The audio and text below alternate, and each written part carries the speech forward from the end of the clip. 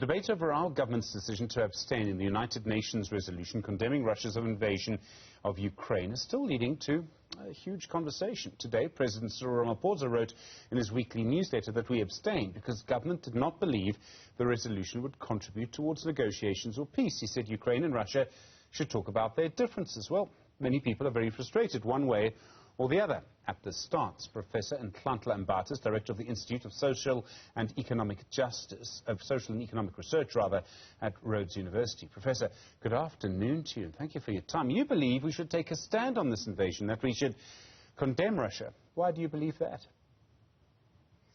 No, definitely yes. I do believe that we should take a stronger stance against Russia, like so many other countries have done so at the UN's General Assembly. And my argument is twofold. The first argument is basically on a more historical, political grounds. For me, it's more democratic and sort of like a more moral stance that we should take.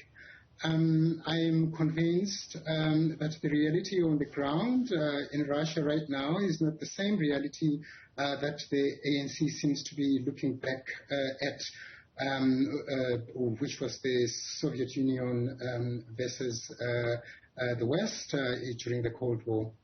I mean, many of the countries that were part of the Soviet Union today are feeling very threatened by the current situation in Russia. They are feeling themselves threatened by Mr. Putin. And I really think that the tactics that Mr. Putin has used in intimidating his neighbors, former Soviet Union comrades, have been very undemocratic. I mean, his tactics of repressions inside and outside the Russian borders, those are not values that are aligned with the ANC's Freedom Charter, for example, definitely not aligned with the South African Constitution. So just on those historical and political grounds, I don't think that the ANC-led government has taken the right stance in being weak in its response against Mr. Putin. And I'm saying against Mr. Putin as opposed to Russia on purpose, or at least against Mr. Putin's government. So that's a political reason or argument that I'll put forward. Economically, I think the argument is even stronger based on the fact that we are so dependent on Europe in terms of our trade relations, and destabilization there has a very direct effect on our very own economic situation, and not just of South Africa, but the rest of the continent. So we have to be prudent and take an economic stance against Mr. Putin, but we also have to be moral and take a more democratic stance that supports freedom of speech, human rights, and really oppose the current actions or activities that Mr. Putin is conducting in the region. Professor, I want to agree with you on morality, but there's a much bigger question around whether morality really should play a role in international relations. If it did, we would never sell arms to Saudi Arabia. We wouldn't sell arms at all. We probably wouldn't buy petrol, we wouldn't buy oil from some countries in the Middle East because of the way they treat women. Yeah, well, you know, to a degree, we have to support democratic institutions, and that's what I mean about being moral, aspire to values of promoting human rights to varying degrees. Definitely a regression of those values we should condemn. And it doesn't mean that we'll always get it right. We're always evolving, we're always improving ourselves.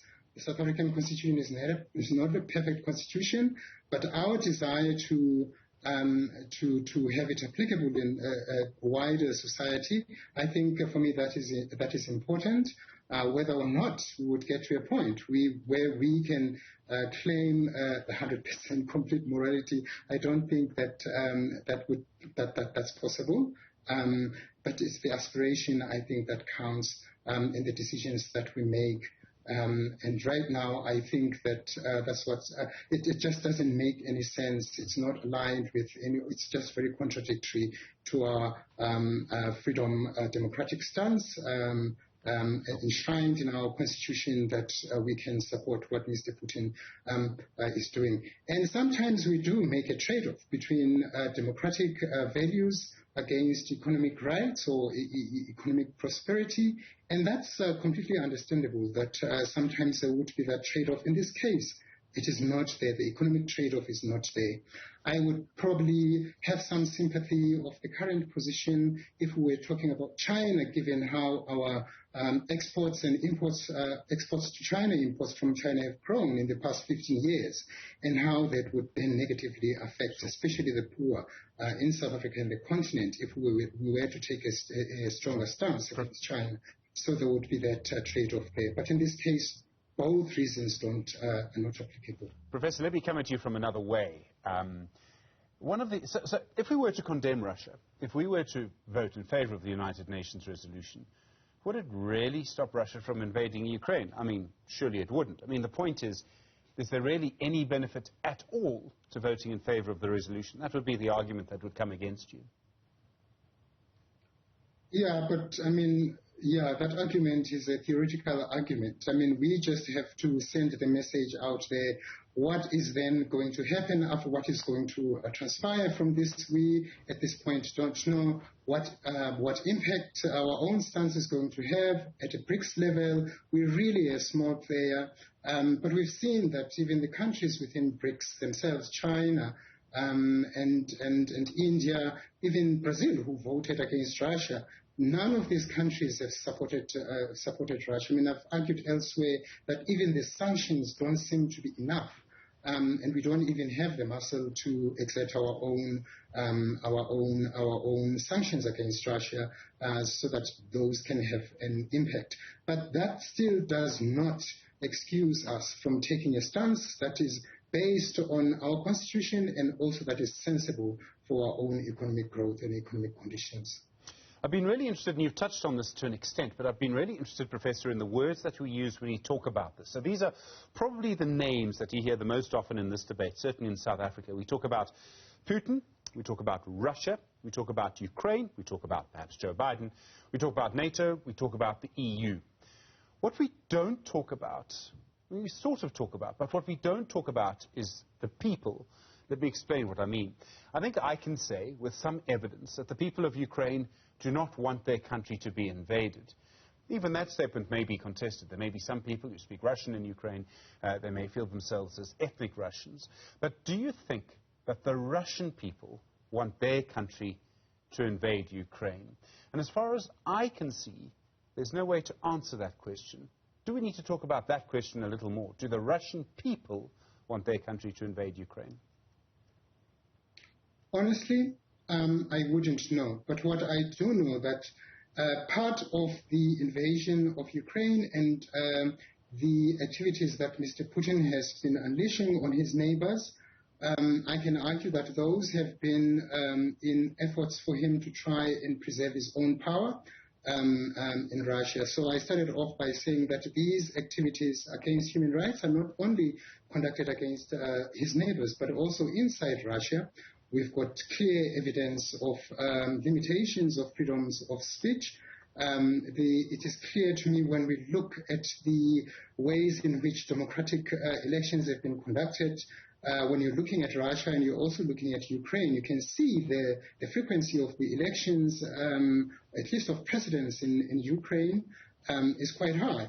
And my hypothesis at this point is that Mr. Putin feels threatened by the encroachment of democratic values amongst his neighbors, and in efforts to try and preserve his own power, he's trying to stop or stem those out. It definitely would first be internally and then externally. So I would suspect that there are many citizens, if not the majority of Russian people, who feel very strongly tied up to their former Soviet Union comrades as well as relatives, so they wouldn't necessarily be supporting a war on Ukraine. But we don't know because we don't have access to voices in Russia currently because of the limitations of the media. Professor, I really appreciate the time. Thank you very much indeed. Professor Cyril Mbatha, Director of the Institute of Social and Economic Research at Rhodes University.